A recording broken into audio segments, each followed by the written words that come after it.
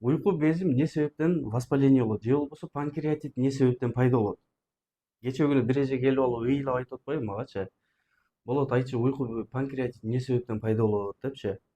Анан эмне болду эле анчалык эжеке десем, күйөөм алыскы чет өлкөдө иштейт дейт. Ал келгенчекти ошогуну күтүп сабыр кылып жүргөмүн дейт. Сол жак кабыргамын асты ачышат дейт. Жеген тамагым сиңбей калат. Э, же болбосо тамакты жегенден кийин жарым саат бир сааттын тегерегинде ушундай түйүлүп ачышып чыгат дейт.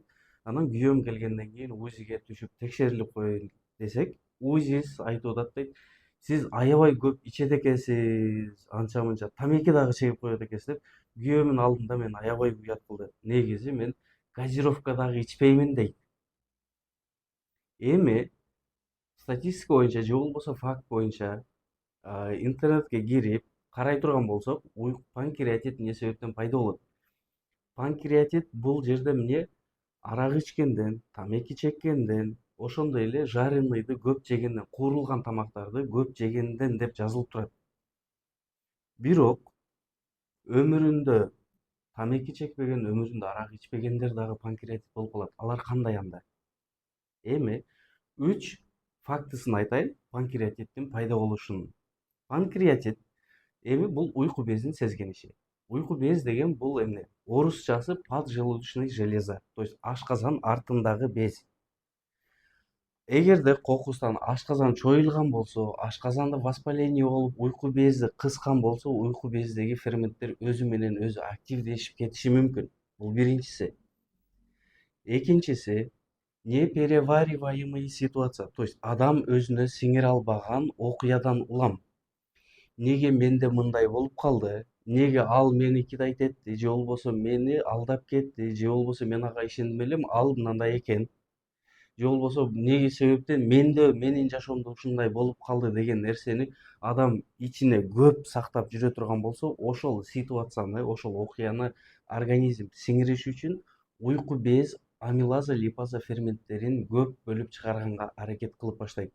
Ошондон улам уйку безин ферменттери өзүндө активдешип, өзүн өзү жеп башташы мүмкүн. Бул экинчиси. Үчүнчүсү бул өт жакшы куйбай калгандан, же болбосо өт баштыкчаны алдыргандан кийин. Бул боюнча схемадан көрсөтүп берейин. Мисалы, эгерде уйку бези бөлүп чыгарган амилаза, липаза ферменттерин ушул өт суюктугу активдештириш керек өзү. Өт суюктугу келет дагы 12 иличеги куяр жерде уйку безин каналы келип туруп, өттүн каналына кошулат дагы өттүн суюктугу жөнөкөй эле иче турган суу сыяктуу эле ширидей болуп чыгат, эч кандай эч нерсени деле эритпейт. Өт менен биригип эритүүчү формага келгенден кийин, эгерде биздин 12 иличегибиз тырышып турган болсо, шамалдаган болсо же болбосо, бул келет дагы мыногу сфинктер оди дейт, 12 иличеги куйган жеринен жакшы куя албастан активдешкен абалда эритүүчү формада ал кайра уйку безге кетет дагы уйку бездин клеткаларын жей баштайт. Ошол себептен уйку без воспаление болду же болбосо панкреатит болду дегенде эле бир эле уйку безин өзүн карап койгон бул жетишсиз болуп калат. Уйку безин өзүн эле карай берип туруп, жыйынтыгында ал эмне болот? Жакшы болот, кайра воспаление болот, жакшы болот, кайра воспаление болот дагы. Жыйынтыгында бизге эмне? Уйку без жакшы болбой турган же болбосо панкреатит бул жакшы болбой турган оору деп коюшат да. Неизлечимый болезнь деп коюшат.